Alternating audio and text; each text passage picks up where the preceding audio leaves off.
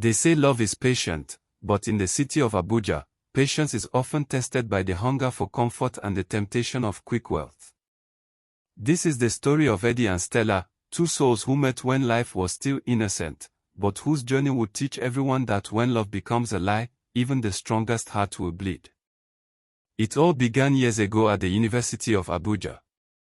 Eddie was a humble young man, tall, dark, with quiet eyes that spoke more than his mouth ever did. He wasn't the loud or flashy type, but everyone who knew him said he had something rare, a good heart. That was where he met Stella, a girl so beautiful that even the sun seemed to delay its setting when she smiled. Her laughter had a way of making everyone look her way. She came from a comfortable family, always neatly dressed, always glowing with confidence. When Eddie first saw her at the campus fellowship, he knew in his heart that this woman would change his life forever. Their love grew quickly, like harmattan fire through dry grass. They walked hand in hand across campus, shared dreams about the future, and whispered promises under the night sky. Even after graduation, when life scattered everyone like dust in the wind, their love still held them together. Then came NYSC, that 1 year of national service every young graduate must face. Eddie was posted to a remote area in Nasarawa, while Stella served in the city of Abuja. Distance tested them, but they stayed in touch. Eddie would save part of his small allowance just to travel to see her once in a while.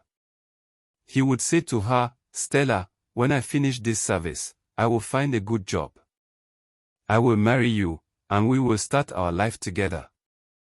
And Stella would smile, stroke his cheek and reply, "I am not going anywhere, Eddie. I will wait for you." But my children, sometimes the lips say one thing, and the heart whispers another. As months turned into years, life after service became a battle. Eddie searched for work everywhere, from ministries to private farms, but the doors of opportunity refused to open. Still, he remained faithful, holding on to love as his only wealth. Stella, on the other hand, was living in the far city, Abuja, the land of light and lies. She had her own struggles, but she had also learned how easily some men offered gifts in exchange for smiles. They called her niece, daughter, family friend. But the truth was far from innocent. Eddie would often call, his voice full of hope. "My love, how are things? I am still trying, but I know something will come soon." And Stella would answer sweetly, "Don't worry, baby. God will do it. One of my father's friends has been helping me out with some small things." Eddie believed her, because his love was pure.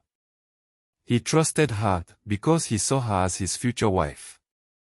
As years passed, 10 in all, Eddie began to feel the weight of time pressing on him. One evening, sitting under a dim bulb in his small rented room, he sighed deeply and said to himself, "I can't keep her waiting forever. She deserves a better life." So he called her and said, "Stella, I don't want to waste your time. You're a woman, and time may not be on your side. Maybe you should move on if you find someone ready to settle down." There was silence on the other end of the line.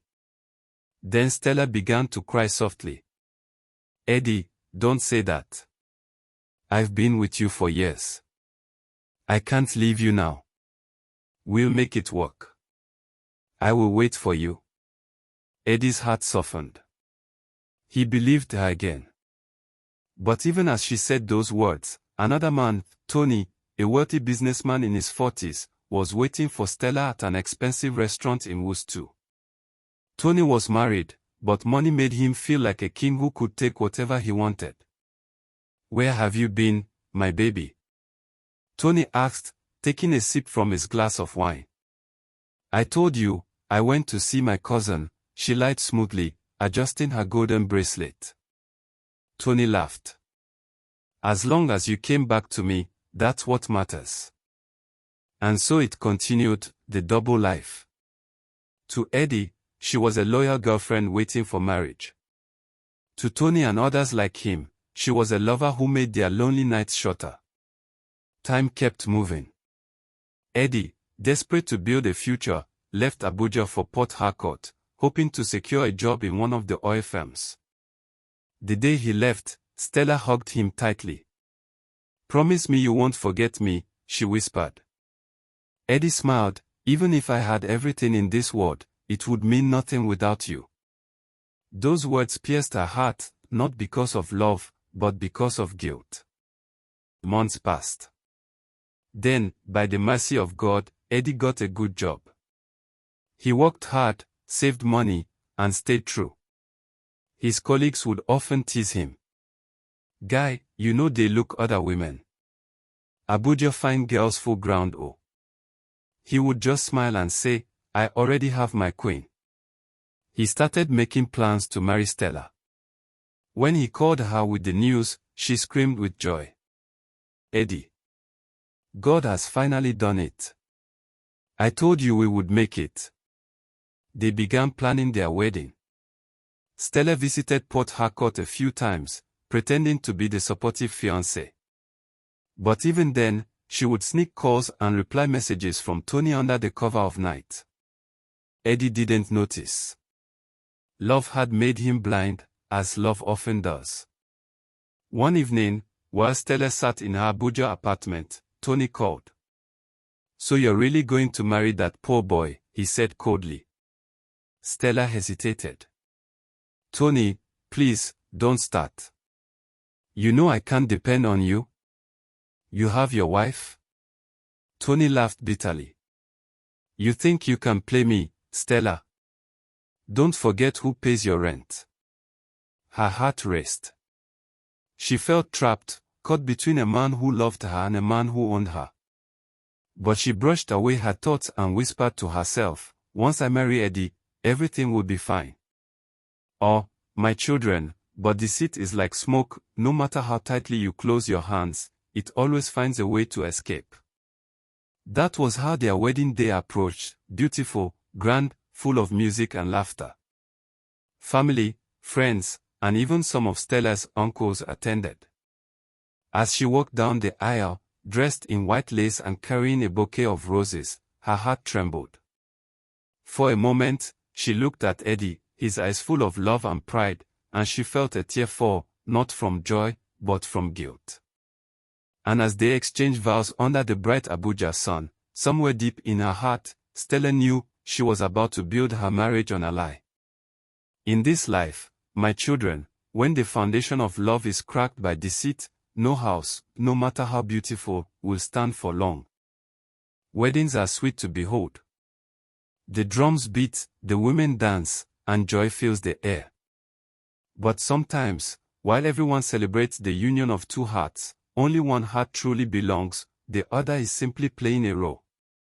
That day in Abuja, the sun was generous, the sky was clear, and laughter filled every corner of the event hall. Stella and Eddie's wedding looked like something out of a dream.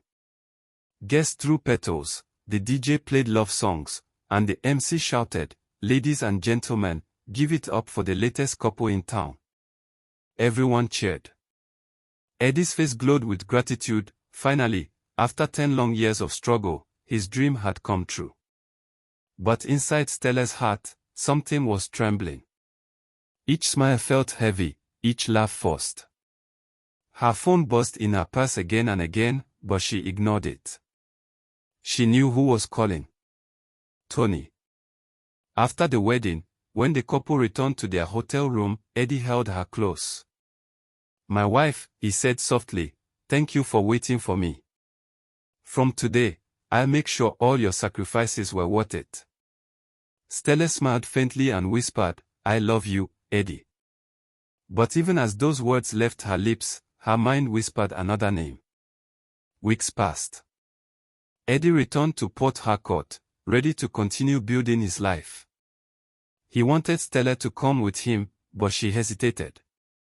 "Baby," she said one evening over the phone, "you know I got that new job offer here in Abuja. Let me work for a while. I'll be sending you money too. We'll both support the family." Eddie hesitated but eventually agreed. "I understand. We'll be fine. Just promise me you'll visit often." And that was how their marriage began, one heart in Port Harcourt, the other still lost in Abuja. Stella's so-called job was a lie. The office didn't exist, not even on paper. Her true meetings were in private lounges, fancy restaurants, and hidden apartments in Metoma and Woos. She would dress elegantly, spray expensive perfume, and step out like a queen who had conquered Abuja itself. Tony, her longtime lover, still had a strong hold on her. "You're married now," he would tease, "but you still belong to me." She would roll her eyes, sip her wine, and say, "Tony, stop talking like that." But deep down, she knew she couldn't resist him. Sometimes, when Eddie called at night, she would silence the phone, whispering to Tony, "It's just my cousin calling, don't mind him." Tony would laugh coldly. "You and your lies, Stella.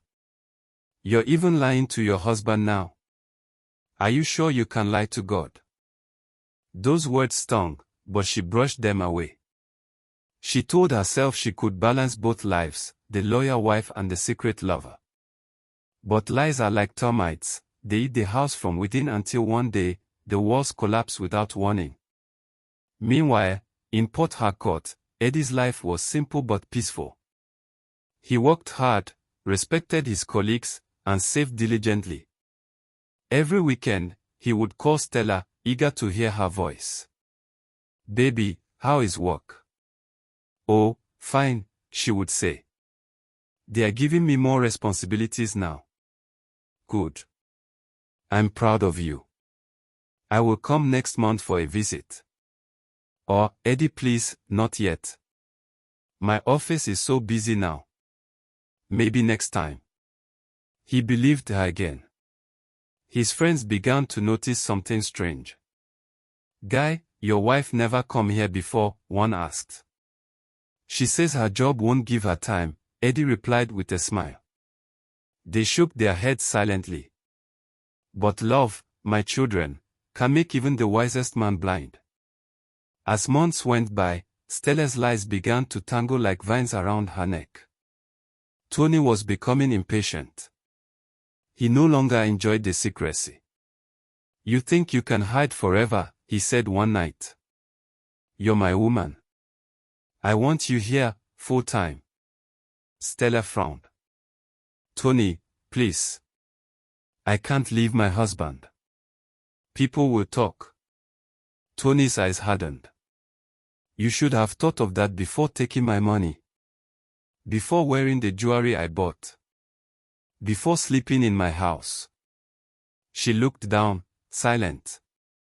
Tony grabbed her wrist roughly. "You owe me, Stella. Don't ever think you can walk away from me." She pulled her hand free and left the apartment trembling. For the first time, she realized the cage she had built around herself.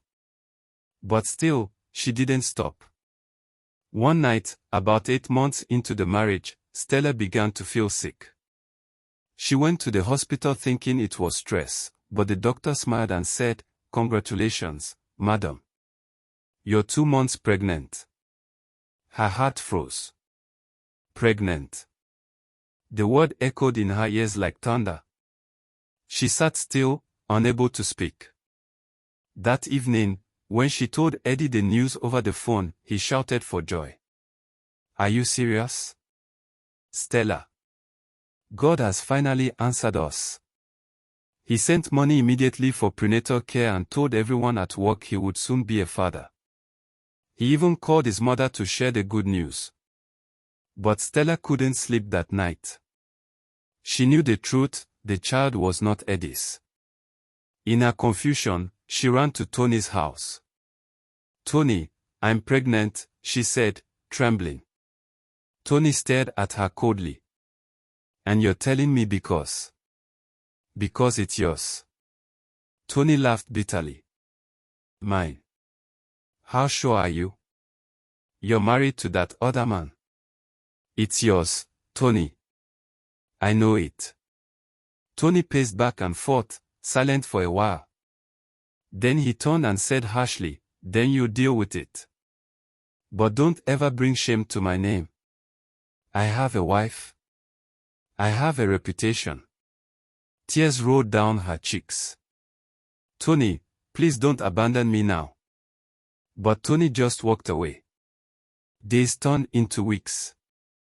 Eddie grew more excited about the baby, while Stella sank deeper into fear. She avoided his calls sometimes, made excuses, and said the doctor advised her not to travel. But truth, my children, is like fire hidden under dry leaves, it will always find a way to rise. One afternoon, as she was leaving Tony's apartment, his wife's younger sister saw her. The young girl had long suspected Tony's secret affairs, and now she had evidence. She snapped pictures quietly and sent them to Tony's wife. The house exploded in chaos that night. Tony's wife confronted him. There was shouting, breaking of plates, tears, and curses. And before morning, the pictures had reached Eddie through one of Stella's own friends. When Eddie opened those photos of his wife with another man, laughing, kissing, living a second life, his hands shook violently. The world around him went silent.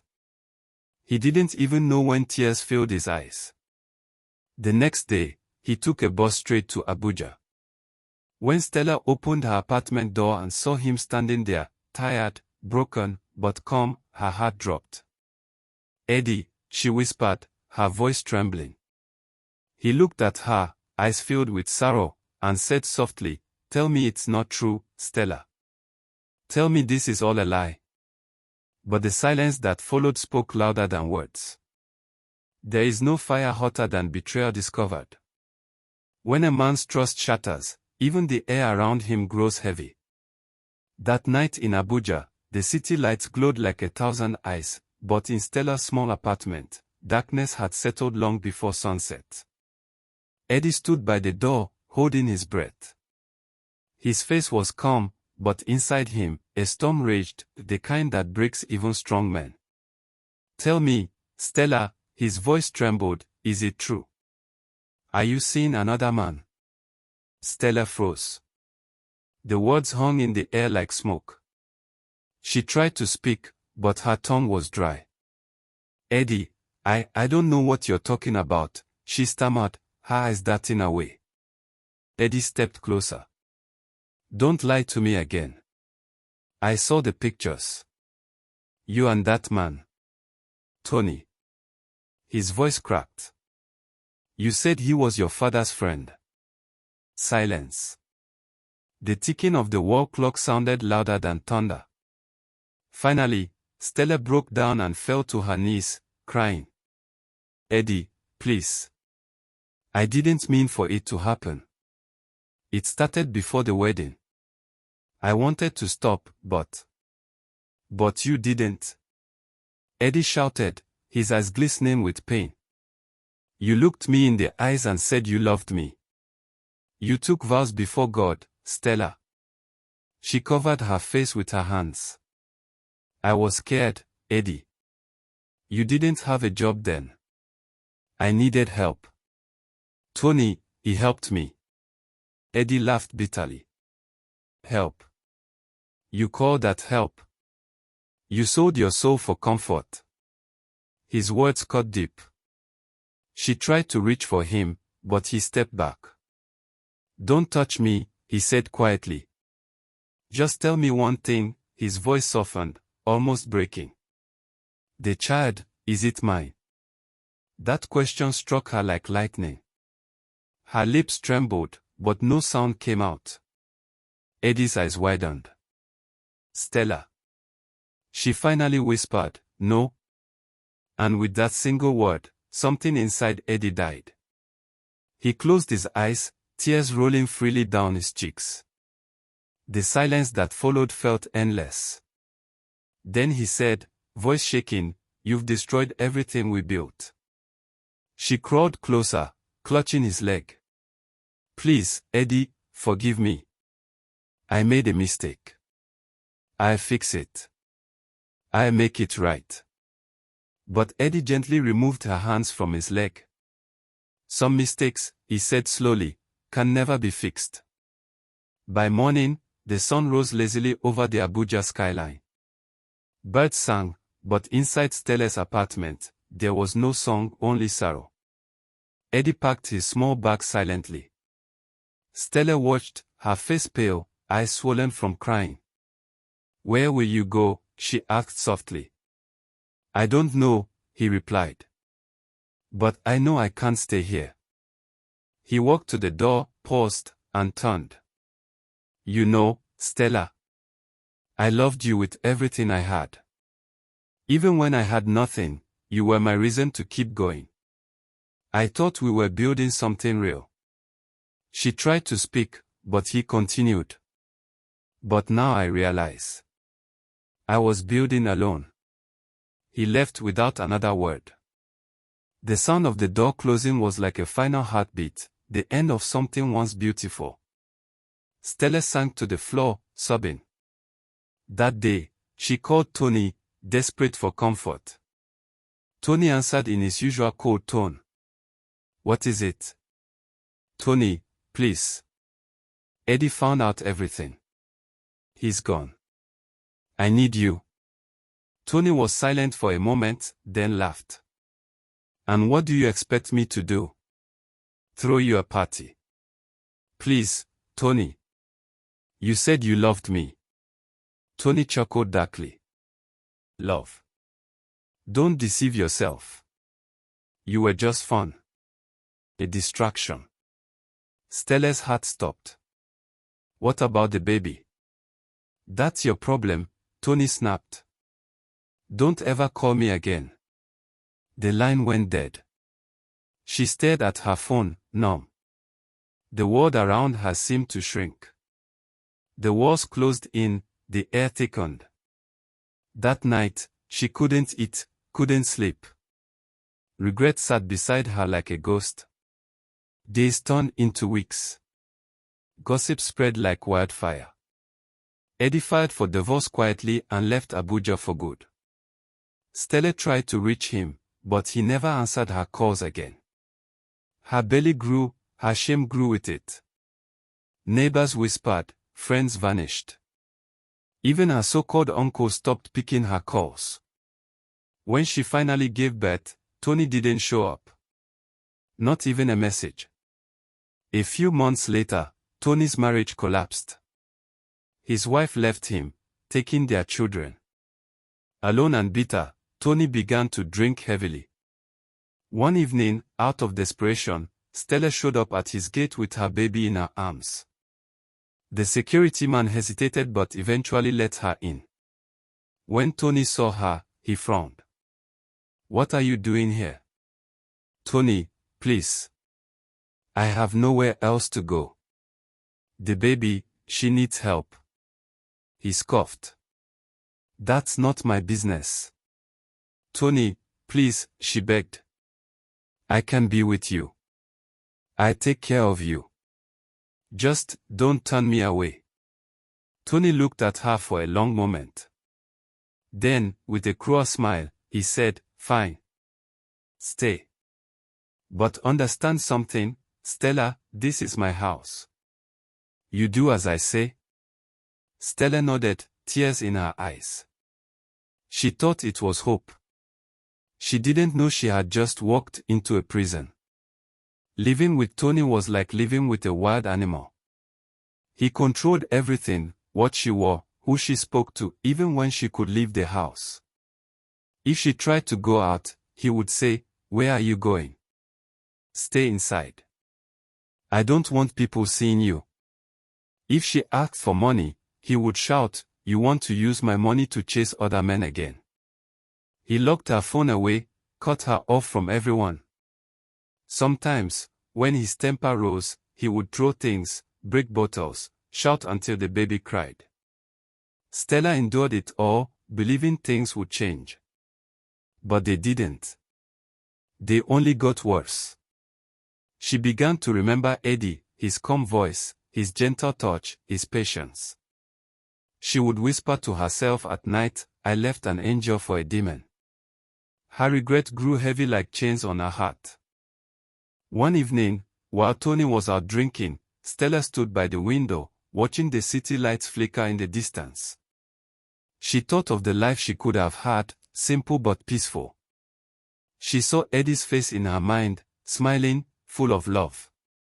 Tears streamed down her cheeks. She whispered softly, "Eddie, I'm sorry. You were the one who truly loved me." The baby stirred in her arms and began to cry. She rocked her gently, whispering, "My child, I pray you never make the mistakes your mother made." Outside, thunder rumbled in the distance, as if the heavens themselves mourned her choices. That night, when Tony returned home drunk and angry, he slammed the door and shouted, "Where's my food?" Stella, trembling, brought it quickly. But as he ate, he suddenly threw the plate to the floor and pointed at her. "You think you can fool me again? You think I don't know you still talk to that fool, Eddie?" Her heart stopped. "No, Tony. I swear." Before she could finish, he raised his hand. And in that moment, as she shielded her face, she realized the full weight of her mistake. When love turns into a lie, the heart becomes its own punishment. What began with sweet promises now ends with bitter truth. That night, the heavens themselves seemed to frown over Abuja. The rain came down hard, washing the streets clean, but no water could wash the guilt from Stella's heart. Inside Tony's house, thunder echoed louder than the shouts that filled the living room. Tony's eyes were red with rage, his breath thick with alcohol. "I said, who were you talking to?" he barked. "Nobody," Stella cried. "Tony, please. I don't even have a phone anymore." But Tony didn't believe her. He pushed the table, sending plates crashing to the floor. The baby screamed in the corner, frightened by the chaos. "You think you can deceive me like you deceived that poor fool, Eddie?" Tony roared. "You women are all the same." He raised his hand again, but this time, Stella didn't cower. She stepped back, tears and anger in her eyes. "Enough, Tony. You've taken everything from me, my peace, my dignity, my soul. What else do you want?" Tony sneered. "I want silence."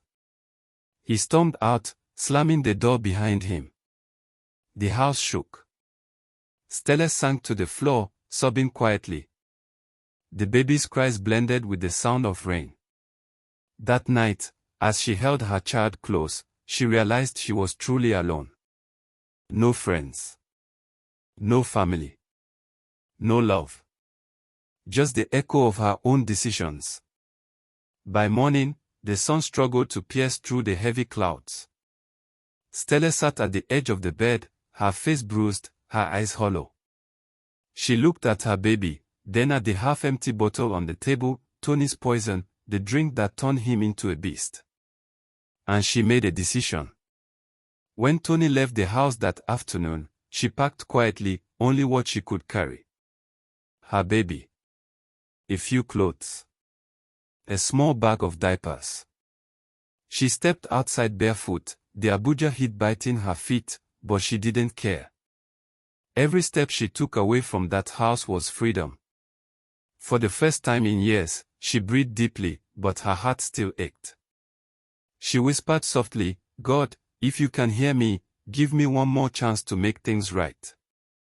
She found her way to Nigerian market, where the air was thick with the smell of roasted corn, sweat, and noise. She moved among the crowd like a ghost. No one recognized her. The once elegant Stella who wore designer dresses now wore dust and regret. She went to a small kiosk, begged the woman selling akra for food.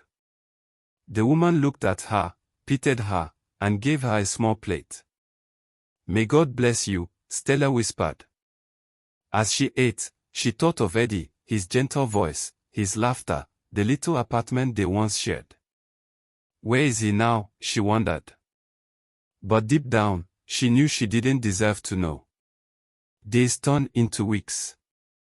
Stella struggled to survive, doing menial jobs, washing clothes, selling fruits by the roadside. Her once soft hands grew rough. Her beauty faded. but the pain in her heart remained fresh. One quiet evening, while selling oranges near Wool's Market, she heard a familiar voice behind her.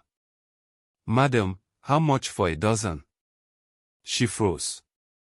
That voice, it couldn't be. Slowly, she turned around. Eddie. He stood there, well-dressed, calm, and strong. His eyes widened when he saw her, a ghost from his past, standing in torn clothes, a baby tied to her back. For a moment, neither of them spoke. The world seemed to stop. "Eddie," she finally whispered. He looked at her for a long time, not with anger, but with quiet sorrow. "Stella," he said softly. "It's been a long time." Tears filled her eyes. "I don't even know where to start. I destroyed everything." He sighed, his face full of compassion. "We both walked our paths. Some roads teach us the hard way." "I'm sorry, Eddie," she said, her voice trembling. "If I could turn back time." He shook his head gently. "It's not about turning back time, Stella. It's about learning. You made your choice. Now you live with it, but that doesn't mean life ends here." She broke down in tears. "I don't deserve forgiveness." Eddie looked at her child, the small girl watching them curiously, then back at Stella. "Maybe not. But God gives us new chances when we least expect them. He paid for the oranges without taking them. Take care of yourself, Stella," he said quietly. "And raise that child to know truth, not lies." Then he walked away. She stood there, watching him disappear into the crowd, the man who once loved her more than life itself. That night, Stella sat by the roadside with her child asleep in her arms, staring at the Abuja lights twinkling in the distance. She whispered softly to the wind, "He forgave me, even when I couldn't forgive myself." The moon shone gently above her, and for the first time in years, she smiled, a small, broken smile, but one filled with understanding. "Oh, my children, life has a way of teaching those who refuse to listen." Eddie moved on, built a new life, and found peace. Stella lived humbly, raising her daughter with quiet repentance. Tony. He drank himself into ruin, a man whose wealth could not buy happiness. The city moved on, but their story remained, whispered by mothers to their daughters, told by elders by the fireside. Because in the end, when love is built on lies, even the strongest walls will fall. Remember this well, not every man who waits is a fool, some are building a future. And not every woman who shines is gold, some glitter only until the truth comes to light. For in the dance of love, honesty is the drumbeat, once it stops, no one can keep dancing. When love becomes a lie, greed and deceit may open the door to pleasure, but it leads to regret. Dear listeners, what are your thoughts? Please leave your comments in the comment section. Kindly subscribe to this channel, like and share to help grow the channel.